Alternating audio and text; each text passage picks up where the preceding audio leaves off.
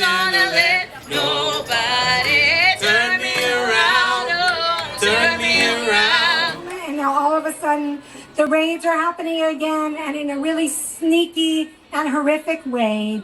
But we want to hold testimony that you cannot hide. You cannot hide. God is everywhere. Your soul is in you. And they know, and we all know, that you cannot hide from doing these kinds of things. And that is why we are here to bear witness. Ma kashtir dukhabad bhavet. Om Shanti Shanti Shanti. It means, dear Lord, may we all be happy. May none of us experience injustice. May we all see and experience the good in others. And may no one suffer pain. Please, Lord, grant us that peace. Congress just passed what they call the Big Beautiful Bill. Ooh. And let me tell you, that bill, we know, is a weapon. It is a weapon disguised as economic relief. It gives billions to the ultra-wealthy and builds walls against the poor. It extends tax cuts for corporations while slashing millions of dollars for working families, immigrant families, black and brown families. But I always say, we are standing here today because we believe in truth. All places are sacred. Some of them have been desecrated. That's right. All people are sacred, and some of them have been treated without their dignity, without their rights. And we are here tonight, as always, to say that we know that family is sacred. Yes. And to lock some of our family inside, to throw some of our families out, that is nothing, that does nothing to honor the truth of what we know to be true and beautiful and good.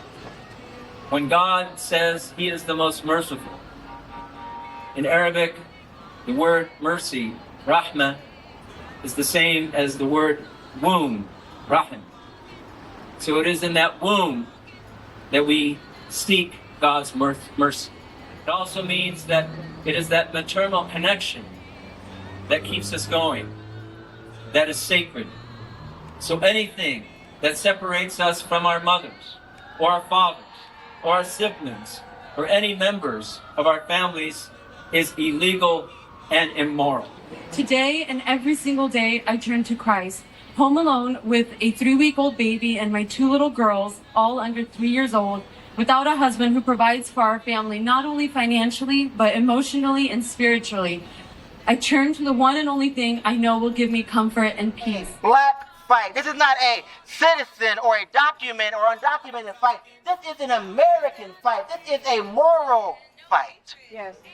God of liberation and justice, God of relentless and defiant love, we thank you for these voices, for these witnesses, for these hearts that have come together and claimed and proclaimed with all their voices that we will not abandon those that have been taken. We will not abandon those that have been violently and forcefully abducted without due process and who are now quite literally in the shadows because of these policies of hatred, of bigotry, and cruelty.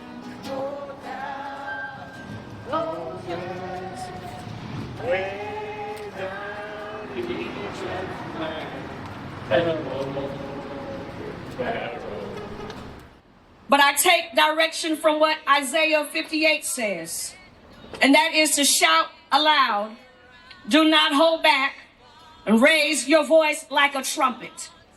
And so as workers of truth and justice, to those who are workers of iniquity and injustice, we cannot afford to be silent, quiet, or chill. But we must continue to do like Isaiah instructed, and that is be loud and don't hold back.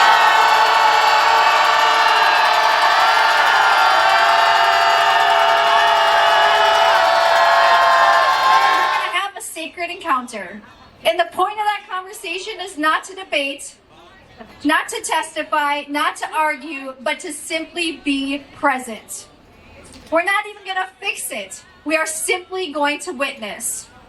That's the point of a house meeting. We're inviting you to do this in your communities, in your homes, because next time we gather, we need 1,000. We need 2,000 of us in the street. Can I get Hinenu? Ain't gonna let nobody turn me around.